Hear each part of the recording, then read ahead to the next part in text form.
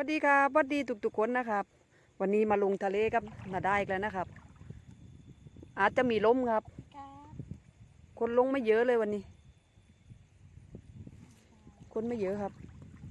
มาดูบนเห็นกุ้งแล้วนะนี่ไงตัวใหญ่เลยนี่โอ้มันจะนี่เปล่านี่ได้ดิก็ใช้ได้เลยนี่ครับริมตะลิ่งเลยโอ้มีแมงกะพรุนแล้วนั่นไงไปเร็วด้วยนะ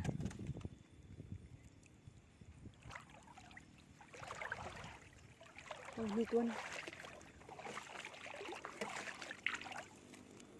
โอ้ยปึ๊บได้แล้วครับ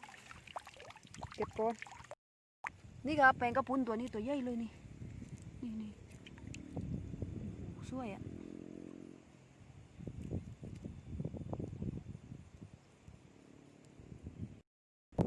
กระพุนชนิดนี้ครับบอลจะบอกว่าบอลไม่ได้แพ้นะเนี่ยทูกก็ไม่เป็นไรครับไม่อันตรายแต่ว่าเราลีกมันได้ก็ลีกดีว่านะครับใช่บางคนอาจจะแพ้นะเจอกุ้งครับโอ้โหดีดไปนี่เลยดีดไปแล้ววะโอ้นี่หรือเปล่านี่ฟังแล้ว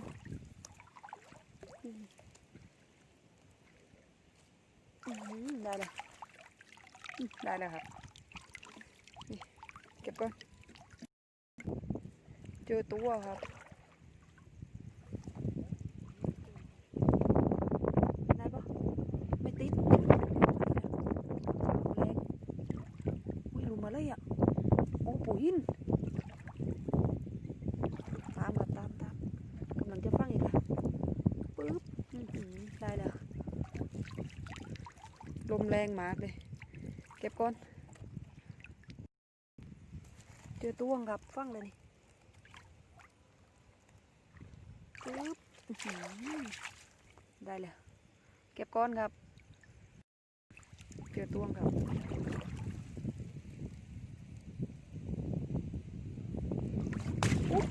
โอ้ได้แล้วเก็บก้อนเจอตัวนะครับใช้ได้เลยได้แล้วนี่3 ตัวเลยโอเคเดี๋ยวไปช่วยได้เห็นเลยนี่เหรอมันแต่ตัวไม่ใหญ่เก็บก่อนครับตัวนึงครับนี่ฟังนี่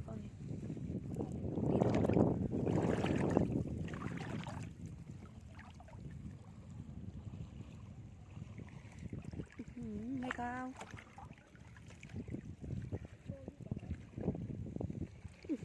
ดูอ่ะเฮ้ยไปได้เลย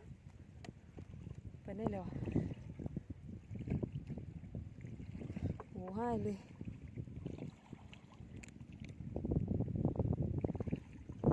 ครับเจอแล้วยังไงปึ๊บได้เลยเก็บก้อนครับเจอตัวนะครับอาจจะฟังเลยได้แล้วเจอตัวครับนี่ปึ๊บดีดไปเร็วตรงนี้ตัวเล็กใหญ่ไม่รู้ครับตัวเล็กโอ้กุ้งไปนั่นแหละ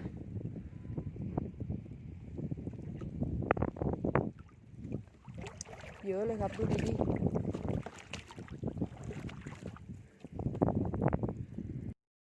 จอตัวนะครับกำลังฟังเลยแต่มันไม่รู้สนใจ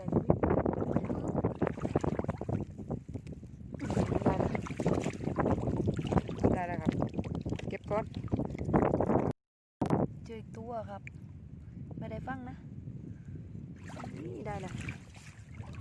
เก็บก้อนครับเจอ1 ตัวครับน่าจะใช้ได้เลยตัวนี้โอ้โหเร็ว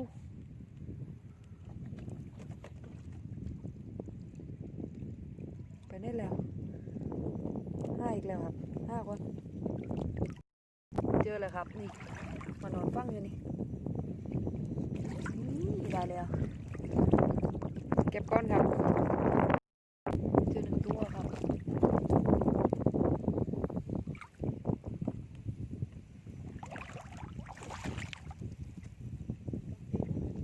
เร็วมากได้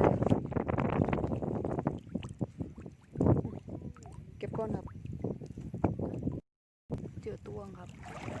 กำลังจะฟังเลยได้เลยเก็บก้อนครับเจอ1 ตัวครับได้เลยเก็บก้อนครับ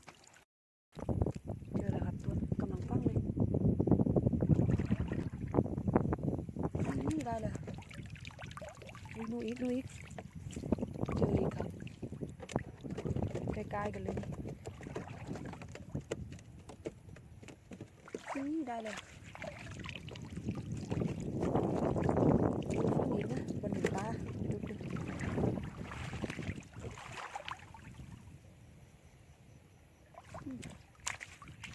ได้แล้ว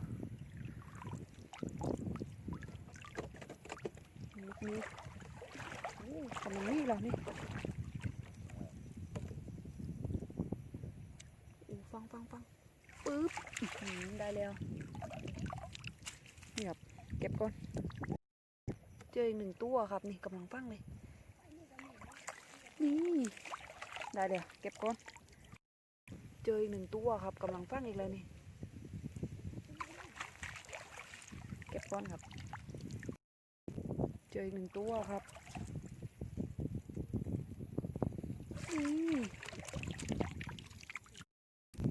เจออีกครับอยู่เลยตัวไม่ใหญ่แต่เอาได้แล้วครับเก็บก่อนอีก1 ตัวครับ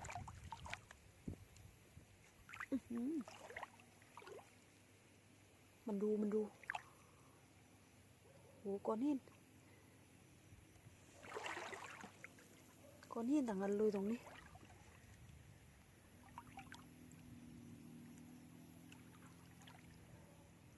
โหมองไม่เห็นเลยเอาตัวไม่ครับฟังนี่ได้แล้ว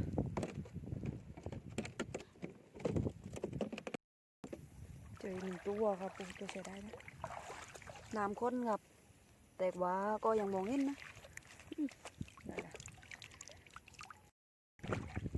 เหมือนกันนี่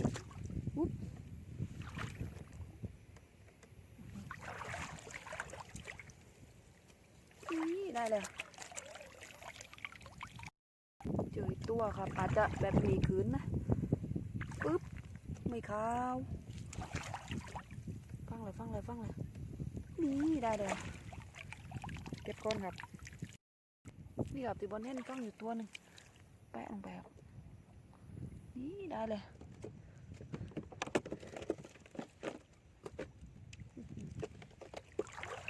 ตัวเล็กเยอะเลยนี่ก็ตัวโอ้กำลังจะนี่นี่ได้เลย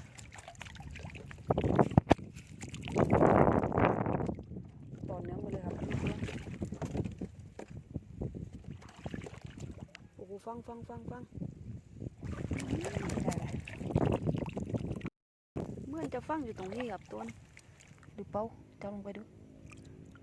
ใช่จริง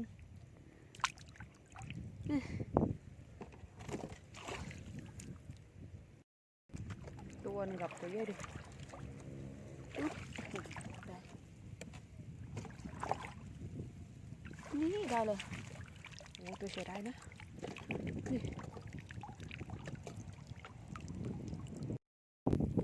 ตัวนึงเลยครับกำลังฟังอยู่นี่โอ้ชายจริง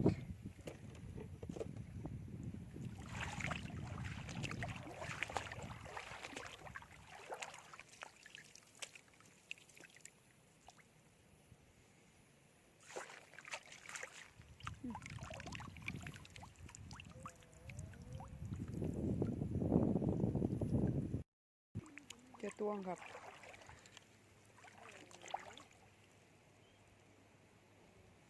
นี่เราล่ะ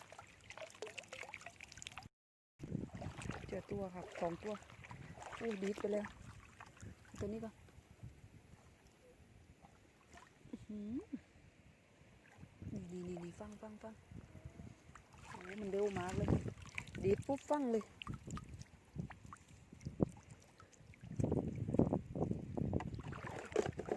ดีตัวนะเอาตัวนี้ก่อน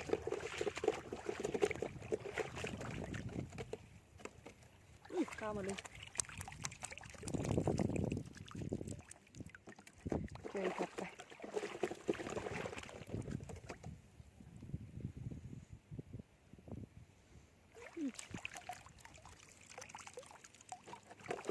เจอตอนย้ำไปเลย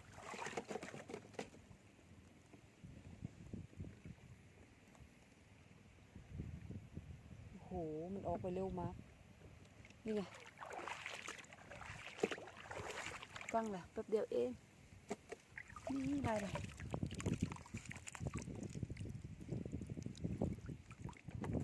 เจอครับไปยาวไปเลยติดกันเลย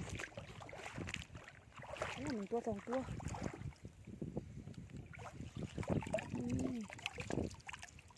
ไปนี่เลยตัวนี้เอาไปนี่เลยโอ้เต็มเลย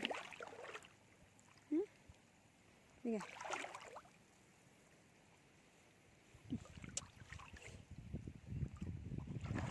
เอาตัวเยอะกว่าเมื่อกี้ครับนั่นเล็กไปนิดนึง3 ตัวเลยตรงนี้ติดกันรุนไปใกล้ๆกันเลย1 ตัว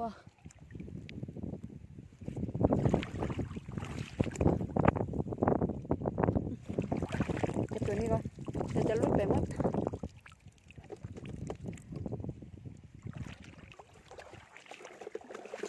โอ้โหมันเร็วจริงๆนะ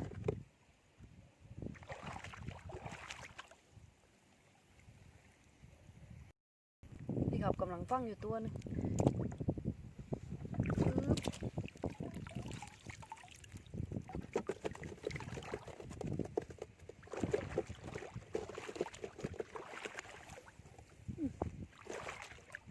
โอ้โหไปเร็วหาตัวไม่ครับเร็วมาก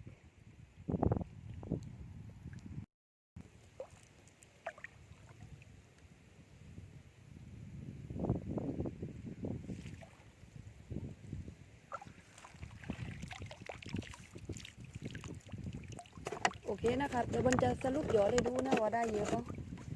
เนี่ยเดี๋ยวบนให้ดูในตั้งได้แล้วตอนนี้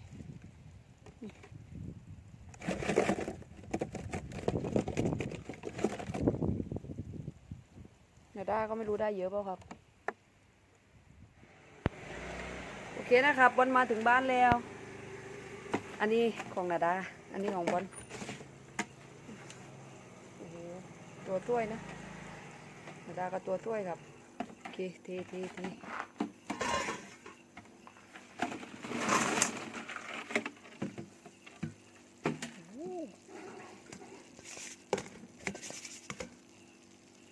น่าจะได้ประมาณ3 ขีดนะของนาด้ากาครับของบอลก็ประมาณนั้นแหละบอลคิดว่า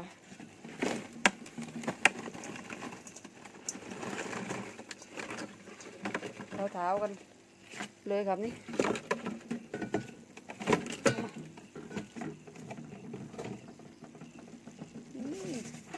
โอ้ได้เยอะอยู่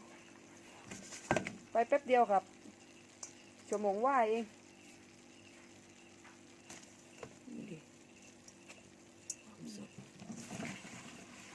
โอเคครับเอาไว้ทานี้แหละกินก่อนนะกินก่อนอย่าอืด